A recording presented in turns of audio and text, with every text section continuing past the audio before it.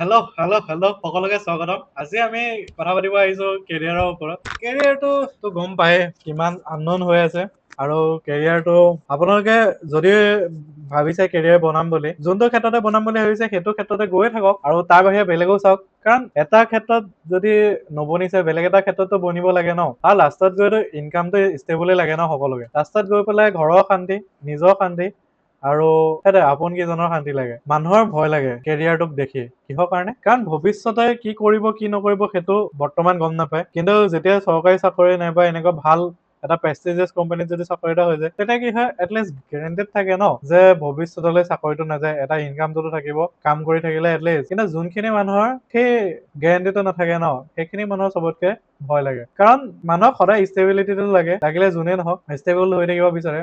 আৰু সেইটো দেখি মানুহে চৰকাৰী জব যে বেছি প্ৰিফাৰ কৰে, সেইটো কাৰণে লাগিলে ছোৱালী দিয়াৰ পৰা একে বিয়া হোৱালৈকে সকলোৱে চৰকাৰী জবে প্ৰিফাৰ বেছিকে কৰে। কাৰণ তেওঁলোকৰ লাইফত ষ্টেবিলিটিটো আছে, এটলিষ্ট বেলেগ থাকক নাথাকক। আৰু এটা কথা গম পায় কিহৰ কাৰণে মানুহৰ ভয় লাগে। মানুহৰ যিটো বস্তু গম দেখা নাই আগতে, সেইটো বস্তুলে ভয় লাগে। এতিয়া যেনেকে ভূতলে বেছি ভয় কিয় লাগে? কাৰণ আমি ভূত দেখা নাপাওঁ বুলি। এইটো সঁচা নে মিছা সেইটো কবলৈ নাযাওঁ এতিয়া, কিন্তু আমাৰ ভূত বুলি কলে ভয় কিয় লাগে? ভূতলে ভয় লাগে এইটোৱে, কাৰণ আমি দেখা নাপাওঁ আৰু সৰুতে সোমোৱাই দিয়ে। আৰু এটা কথা, সৰুতে যে বহুত কথা এনেকে ভয় খুৱাই দিওঁতে এটাই ভাবে সেইটো সময়ৰ কাৰণে ভাল, কিন্তু সময়ৰ সোঁতত যেতিয়া ল'ৰা ছোৱালীকেইটা ডাঙৰ হৈ গৈ থাকে ন, সেই ভয় খিনিয়ে কি কৰে, পিছত বহুত খিনি মানুহজনক আগুৱাবলৈ বাধা দিয়া নিচিনা হৈ যায়। সেই তেনেকুৱা ধৰণৰ কথা। আৰু সৰু ল'ৰা ছোৱালী হওক, কলেজৰ হওক, নাইবা যৰে নহওক, ল'ৰা ছোৱালী যদি হয় বোলে ক্লাছ কৰে, ষ্টুডেন্ট যদি হয়, তেন্তে যিমান পাৰে ন তেওঁলোকক গাইড কৰিব চাব। এইটো নহয় যে এইটো বস্তু বেয়া, এইটো বস্তু একে ৰিজাল্টটো ফাইনেল ৰিজাল্ট দি দিব নালাগে। তেওঁলোকে ক'ব লাগে এইটো বস্তু এনেকে হয়, সেইটো বস্তু তেনেকে হয়, এইটো কৰিলে সেইটো কৰিব লাগে, এইটো হলে এনেকে হয়। সেই বস্তুবিলাক বুজাই পেলাই ক'ব লাগে। অকল তাত ডিচিজন দি পেলাই একে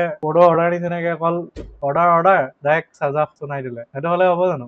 পানিছ কৰা আগত এটলিষ্ট বুজাবতো লাগে, আৰু তেওঁলোকক জানিব দিব লাগে এইটো ভুল হৈছে মানে ভুল হৈছে, ভুল হৈছে মানে শুধৰাব পাৰি, সেইটো কথা শিকাব লাগে। কিন্তু সেইখিনি বস্তু যেতিয়াই নিশিকে, পিছত জীৱনটো যিমানেই আননন হৈ গৈ থাকে, তেওঁলোকে ট্ৰাই কৰিব ভয় কৰে নতুন নতুন কথা, আৰু নতুন ৰাস্তাত যাবলৈ ভয় কৰে। হয়, তুমি লোৱা ৰাস্তাটো বেলেগে নলব পাৰে, বেলেগে আগত লোৱা নাই, কিন্তু সেইটো কাৰণে তুমি ভুল নহয় আৰু শুদ্ধও নহয় সেইফালৰ পৰা। কিন্তু যোনদিনাখন তুমি ছাকচেছ হবা, সেইদিনাখন তোমাৰ পথটো ৰাইট হব আৰু তুমিও ৰাইট হবা। সেইটোৱে কৰি গৈ থাকা আৰু আগুৱাই যোৱা। আৰু তুমি যদি তোমাক যদি প্ৰুভ কৰিব আছে তুমি ৰাইট, দেন গৈ যোৱা। আৰু সেইটোৱে লাষ্টত গৈ ষ্টেবল হ'ব লাগে। মানুহক আননন কাকো নালাগে যে এইটো বস্তু গম নাপাওঁ, দেখা নাই, সেইটো হ'ব কেতিয়াও নালাগে। এটলিষ্ট নিজৰ যিটো ষ্টেবল এটা ইনকাম নহয়, সেইটো ফাৰ্ষ্ট চিকিউৰ কৰি লোৱা, তাৰপিছত যি মন যায় তাকে কৰা। এটলিষ্ট মৰেলি যিমান পাৰা, আৰু নিজৰ ভাল, ঘৰখনৰ ভাল, সকলোৰে ভাল, আৰু আগুৱাই গৈ থাকা। সেইটোৱে